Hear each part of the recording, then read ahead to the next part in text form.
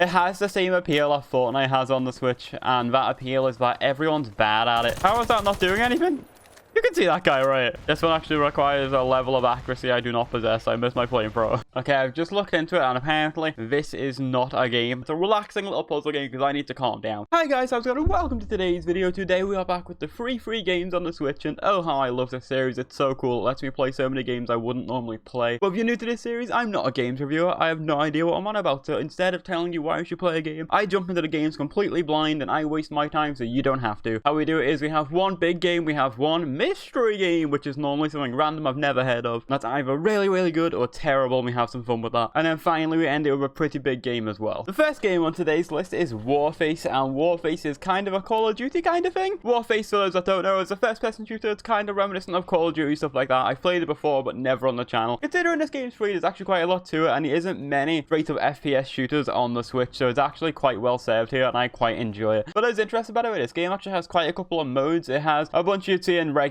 games. It has a battle royale mode, and interestingly enough, it also has a completely free co-op campaign. Let's jump in with Team Deathmatch, shall we? Reminiscent of Battlefield, you actually have different classes, like there's a rifleman, medic, engineer, sniper, and SED, or SEO that might be. Oh gosh, there's motion controls. There's motion controls. I don't like that. We're disabling that immediately. This looks really low res. Is that just me? But we are jumping into Team Deathmatch on Phantom Zone, apparently. Now, by the looks of it, it just plays kind of like a straight Call of Duty game. It's a little bit choppy. I played this game in handheld when I actually played it. I'm using the Switch Pro controller for this, by the way, which I've walked onto a Claymore. FPS games are usually awkward to play using a Joy-Con, so it seems important to say what I'm actually using so you know for yourself. Oh, interesting, it's actually a slide mechanic. I say not being able to do it. Slide mechanic. Here we go. It looks like there's actually set spawns, which isn't ideal for something like this. My god, I'm bad. It has the same appeal that Fortnite has on the Switch, and that appeal is that everyone's bad at it. Me included, that is. Oh, you're enemies, my god. Is there a way to change resolution? Because everything seems incredibly blurry. I just undocked this game temporarily there, and the resolution seems like it just fits a smaller screen so much better.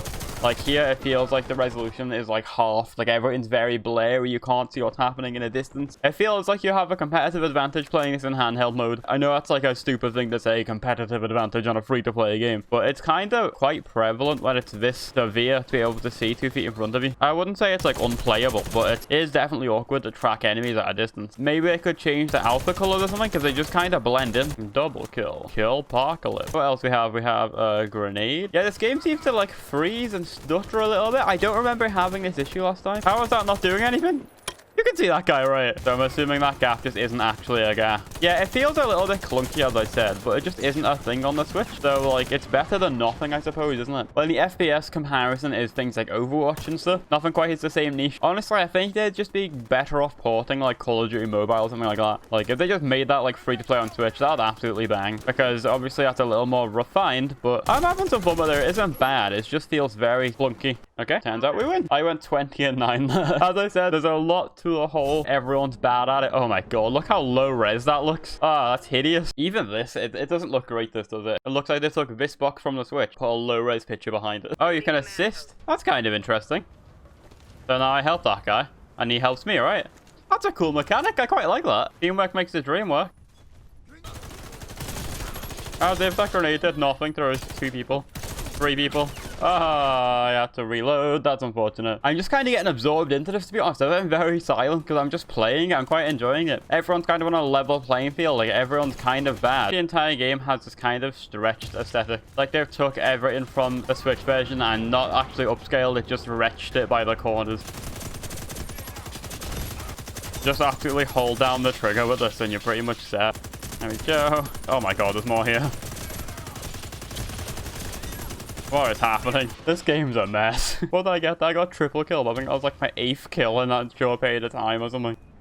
The game's so low res that claymores just feel broken because you can't even see them. They're basically invisible.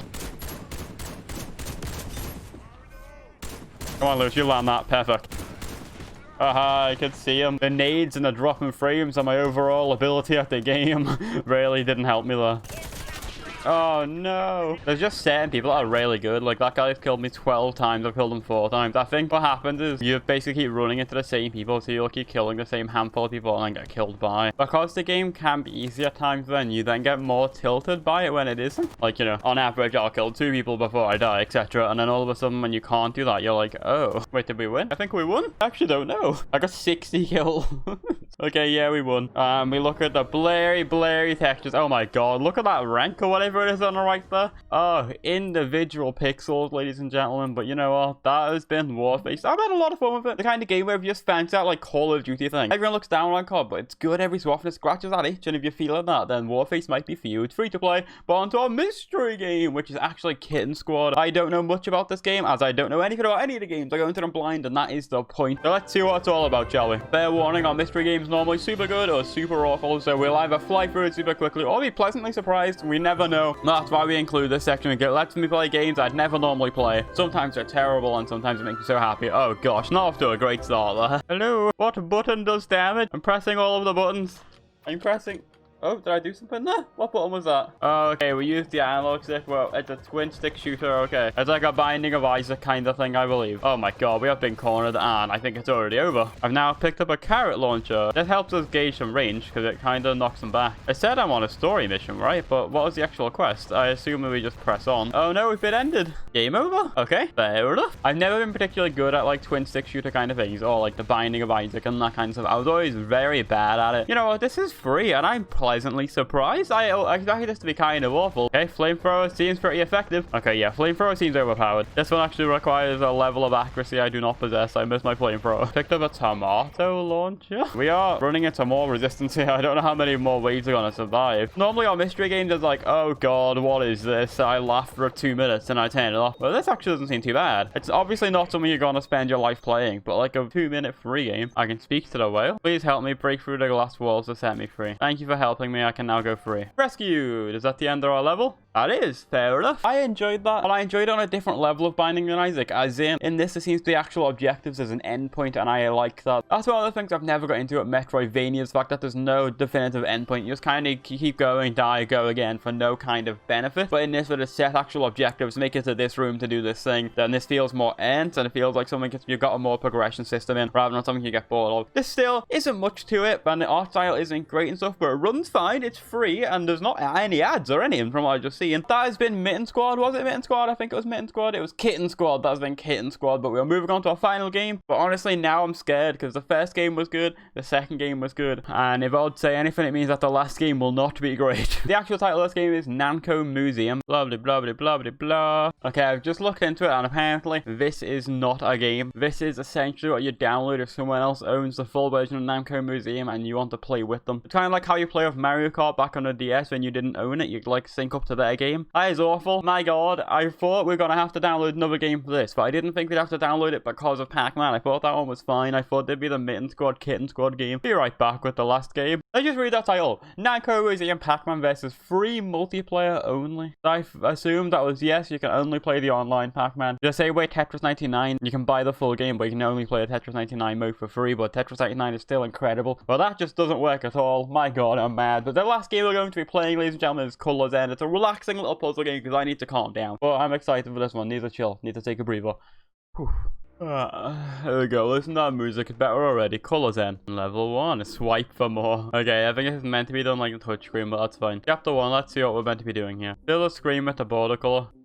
So we drag that into that, okay? So then would we drag the pink into the pink and then blue into the blue. This is quite nice. It's a very mobile game, but that's okay. We have to do blue last because blue is the external border. Okay. The screen's mobile game, as I said, but at least this is an actual game we can play. And it's nice and relaxing. Okay, we need orange on the outside here, so let's go blue into blue. Orange into orange. If you were to play this game, you could play it in handheld mode because you wouldn't be recording it. If you were to do that, then I think this would appeal to you a lot more than it does me currently because it's a little clunky with the controller, but it's just not how it's meant to be played, so you can't really hold it against the game for that, can you? But as a sick game. It seems fairly solid. There's been no ads or anything. It makes you think a little bit, but it's not actually difficult. It's just kind of a, okay, this one goes into this one like so. It's realistically just need to get rid of every other color other than the border one. Yeah, okay, I'm relaxed. I feel like I can't add too much to this actual gameplay though, because it's kind of just simplistic, but I'm relaxed. It succeeded in what we're playing it for at this moment in time. I've just had a whole 19 levels, as I said. That was very quick, very easy, and very chill. But that has been Colour Zen. We've had a range of games this time, haven't we? We've had lots of different genres and everything. But let's do one final rundown of my thoughts on all of them, and I'll say one final goodbye. The first game we played was Warface, which is kind of an FPS kind of Call of Duty sort of thing. The mechanics weren't great. It was very low res, very blatantly meant to be played in handheld, but it has one massive advantage, and that is one, that it's free, and two, that I don't think there's anything really like it on the Switch, especially that's free. So that's something that you can just play for 20 minutes or whatever. It scratches that Call of Duty itch, but you know what, that rhymes, so it must be true. And moving on to our next game, we were pleasantly surprised with Kitten Squad. It was kind of a Binding of Isaac sort of thing, a twin stick shooter.